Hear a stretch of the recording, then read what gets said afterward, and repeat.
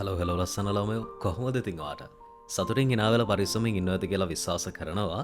ඉතින් ඔන්න FMOB YouTube channel එකේ කියවෙන වීඩියෝ එකක් දාන්න කොහොම හරි සෑහෙන වීඩියෝස් ගොඩක් ඔයාට වෙනුවෙන් මේ තප්පරේ වෙනකොට මම අරන් ඇවිල්ලා තියෙනවා. කොහොම හරි සති දෙකකට විතර පස්සේ තමයි මේ වීඩියෝ එක ඔයා වෙනුවෙන් අරගෙන එන්නේ. ඉතින් අද කතා කරන්නේ මොකද්ද?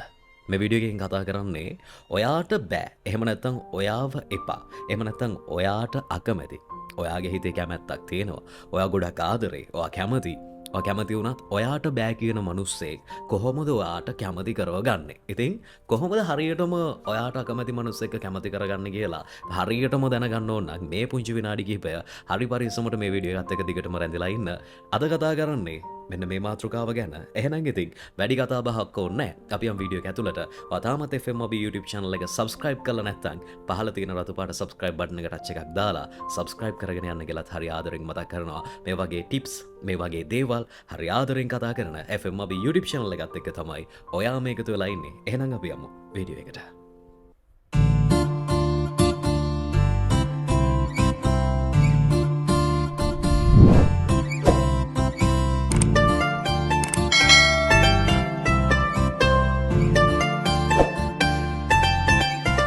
රයිට්. ඉතින් අපි අද කතා කරනවා කියලා කිව්වේ අපිට අකමැති එහෙම නැත්නම් අපිට කැමති නැති එහෙම නැත්නම් අපි ආදරය කරද්දී අපිට ආදරය කරන්නේ නැති කෙනෙක් අපේ කරගන්න විදිහ. ඇයි අපිට කැමති නැති කෙනෙක් අපි අපේ කරගන්නේ? ඒ මනුස්සයා අපිට දැනෙන නිසානේ. ඔයා ඇයි මේ වීඩියෝ එක බලන්න නතර වුනේ? ඔයා මේ වීඩියෝ එක බලන්නේ ඇයි? ඒකට හේතුවත් මම මේ විදිහට කියන්නම්. ඔයාට ඕනේ ආව. නමුත් එයාට ඕනේ නැහැ ඔයාව. ඔයා කොච්චර ආදරය කරත් ඔයා කොච්චර වටිනාකම් දුන්නත් සමහර වෙලාවට ඒ වටිනාකම් දෙන මනුස්සයාට ඔයාගේ වටිනාකමක් අඩුම තඹ සතේකටවත් ඔයා වටින්නේ නැතුව ඇති. වටිනාකමක් නැති තැනක වටිනාකමක් හොයන එක හොඳ වැඩක්ද? අපි වටිනාකමක් දීලා අපි වටිනාකමක් බලාපොරොත්තු වෙන එක හොඳ දෙයක්ද? එහෙම නැත්නම් ඒක කළ යුතු දෙයක්ද? මේ ඔක්කොම කතා පැත්තක දාන්න. ඔයා මේ තප්පරේ වෙනකොට මේ වීඩියෝ එක බලන්න අතර උනේ එයාව ඔයාගේ කරගන්නේ කොහොමද කියලා බලන්නනේ. එහෙම නැත්නම් ඔයාට අකමැති, එහෙම නැත්නම් ඔයාව ගණන් ගන්නේ නැති, එහෙම නැත්නම් ඔයා ගැන හිතන්නේ නැති යාට ඔයා ගැන හිතන්නේ කොහොමද කියලා හරි විදිහට දැනගන්නනේ. හරි. අපි මෙහෙම කතා කරමු. සමහර වෙලාවට එයා ඔයා ගැන හිතන්නේ නැතුව ඇත්තේ ඔයා ගැන තියෙන වැරදි වැටහීමක් නිසා වෙන්න පුළුවන්. එහෙම නැත්නම් එයා ඔයාට ආදරය කරන එක අඩු කරලා තියෙන්නේ. එහෙම නැත්නම් ආදරය කරන්නේ නැත්තේ ඔයා ගැන තියෙන වැරදි වැටහීමක් නිසා වෙන්න පුළුවන්. මේක ගත්තහමත් කොටස් කිහිපයකට බෙදෙනවා ළමයි. මේ කොටස තමයි පළවෙනි කොටස. එතකොට දෙවෙනි කොටස මොකක්ද? දෙවෙනි කොටස තමයි සමහර වෙලාවට එයාට ඔයා ගැන කිසි වටිනාකමක් නැහැ. එහෙම නැත්නම් ඔයාට වඩා එයාට වටින කෙනෙක් ඉන්නවා. නිකමට හිතලා බලන්නකෝ. අපිට වටිනවා. දැන් මට වටිනවා මෙන්න මේ මයික් එක. මෙන්න මේ මයික් එක මට වටිනවා. ඊට වඩා මට වටිනවා මෙන්න මෙතන තියෙන මේ මයික් එක. ඔයාලට පේනවද මේ පුංචිට? පේනව නේද? මෙන්න මෙතන තියෙන මයික් එක. එතකොට මට වැඩිපුරම වටින මයික් එක මොකද්ද? මට වැඩිපුරම වටින්නේ මෙන්න මෙතන තියෙන මයික් එක. ඒ කියන්නේ මේ ඔයාලට වොයිස් එක ඇහෙන මයික් එක. ඒතකොට මට මේක වටින්නේ ටිකක් අඩුවෙන්. එතකොට මම මේකද පාවිච්චි කරන්නේ දැන් මේකද? මට වැඩිපුරම වටින මයික් එක මම පාවිච්චි කරනවා. ආදරයට මේක සමාන කරන්න බෑ. මොකද ආදරය කියන්නේ හරි පුදුමාකාර හැඟීමක්නේ. නමුත් ඇත්තම කතාව කිව්වොත් එහෙම අද සමාජය නම් ගොඩක් තැන්වල මේක මම දකිනවා. වටිනාකම අඩුවෙන් දෙන්නේ එක්කෙනයි, වටිනාකම වැඩියෙන් දෙන්න තව කෙනයි. මෙන්න මෙහෙම වාගේ ජීවිතේ වාට මිනිස්සු හම්බ වෙලා නැද්ද? හරියට නිකන් මේ මයික් දෙක වගේ. මේක මට ගොඩක් වටිනවා ඒ නිසා මේක මම පළවෙනි තැන තියනවා. අරක මට චුට්ටක් වටිනවා ඒක නිසා මම ඒක දෙවෙනි තැන තියාගෙන ඉන්නවා. සමහර වෙලාවට ඔය අන්න අතන මං අයින් කරපු මයික් එක වගේ දෙවෙනි තැන ඉන්න මිනිස්සෙක් වෙන්න ඇති. ඒ දෙවෙනි තැන ඉන්න නිසා ඔයා හිතනවා ඔයා ආදරය කරන කෙනා. එහෙම නැත්නම් ඔයා වැඩිපුරම ආස කරන කෙනා. ඔයාට දැන් අහිමි වෙගෙන යනවා. එහෙම නැත්නම් ඔයාට දැන් අහිමි වෙලා. එහෙම නැත්නම් ඔයා ගැන හිතන්නේ නැහැ. එහෙම නැත්නම් ඔයාව ඩෝන්ට් කියා. මෙන්න මේ විදිහට.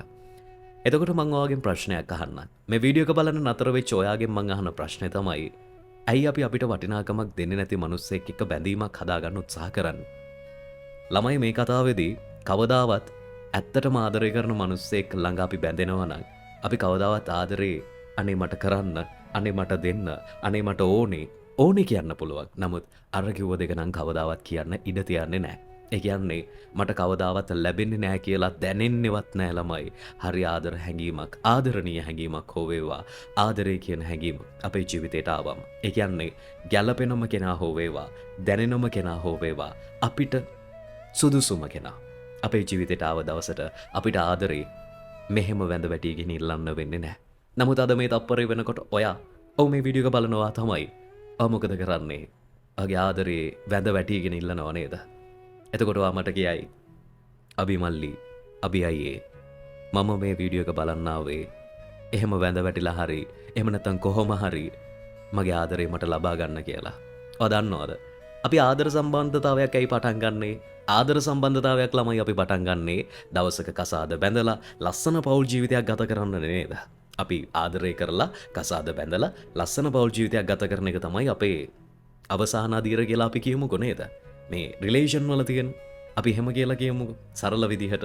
එතකොට අපි ආදර සම්බන්ධයකදීම මේ වගේ ප්‍රශ්න තියාගත්තාම අපි විවාහයෙන් පස්සේ ප්‍රශ්න ඇති කරගන්න නැතුව ඉඳී නේද? අර ගොඩක් අය කියන්නේ කසාද බැඳලා පස්සේ ඕවා හරියයි.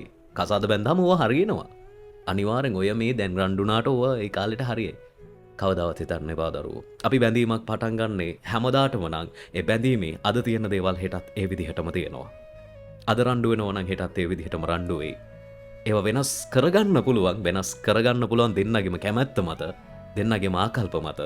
නමුත් ගොඩක් වෙලාවට ඒවා ඒ විදිහටම තියෙනවා.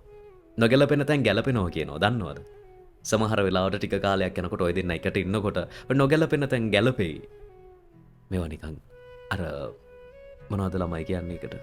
මේවා නිකන් අර හිතලුවක් විතරයි. නිකන් අර හිත හැදෙන්න කියන කතාවක් විතරයි. මතක තියාගන්න බැඳීමක් ඔයා බලෙන් රැකගෙන කිසිම තේරුමක් නෑ දරුවෝ. මේ වීඩියෝ එක බලන ඔයා අද මෙතනට නතර වුණේ ඔයාගේ බැඳීම රැකගන්න විදිහ දැනගන්න නම්. එහෙම නැත්නම් ඔයාට ආදරය කරන්න නැති කෙනෙක්ගේ ආදරය ඔයාට ලබා ගන්න විදිහට නම්. ඒක දැනගන්න නම් මතක තියාගන්න. අපි ආදරේ බලාපොරොත්තු වෙන්න ඕනේ. අපිට ආදරේ ලැබෙන්න ඕනේ.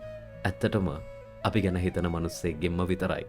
මේ වීඩියෝ එක බලනවා ඔයා ගැන හිතන්නේ නැති මිනිස්සෙක්ගෙන් ආදරේ බලාපොරොත්තු වෙනවා නම් ඒක සුදුසු දෙයක් නෙමෙයි. මම පිළිගන්න විදිහට ළමයි කවදාවත් අපිට ආදරේ නැති මිනිස්සෙක් අපිට වැඩක් නැහැ. අපිට වැඩක් නැහැ වගේම තමයි ඒ මිනිස්සට කොහොමත් අපිව වැඩක් නැහැ. අර මයික් දෙකේ කතාව ආයෙත් කියන්නම්.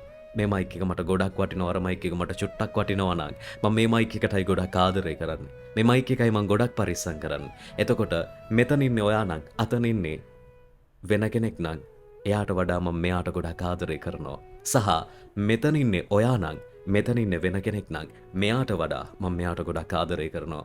මේ පුංචි වීඩියෝ එකක් වුණාට මේ කතාව හරි ලොකු කතාවක්. මේක විනාඩි 5ක් 6ක් වෙන්නේ නැති මේ වීඩියෝ එක. නමුත් මතක තියාගන්න දරුවෝ. ඔයාගේ ජීවිතේ ඔයාට ගැළපෙනම හමුවීම හම්බුන දවසට ඔයාගේ ජීවිතේ කවදාවත් ඔයාට වැඳ වැටිලා ඉල්ලන්න දෙයක් නැහැ. බැඳීමක් වුණාම ලස්සන බැඳීමක් වුණාම ඒක හරි ලස්සනට ගොඩනගාගෙන ඉස්සරහට යන්න අනිවාර්යයෙන්ම ස්වභාව ධර්මයේ පවාට උදව් කරනවා. ඉතින් මේ වීඩියෝ එක හරි පරිස්සමට මේ වෙනකන් හරි ආදරෙන් අහගෙන හිටපු මේ වීඩියෝ එක බලපු ඔයාලා හැමෝටම බොහොම ස්තුතියි. අද මේ වීඩියෝ එක ටක් ගාලා ඉවර කරන්න හේතුව තමයි මේක ගැන ලොකු දේවල් කියන්න නැහැ. සරල දේ තමයි ඔයාට වටිනාකමක් දෙන්නේ නැති තැන ඔයා කවදාවත් ආදරේ හොයන්න යන්න එපා. ඔයාට වටිනාකමක් දෙන්නේ නැති දේවල් කවදාවත් ඔයාට වටිනාකමක් දෙන්නේ නැහැ කියන තැනින් මත ඇරලා දාන්න.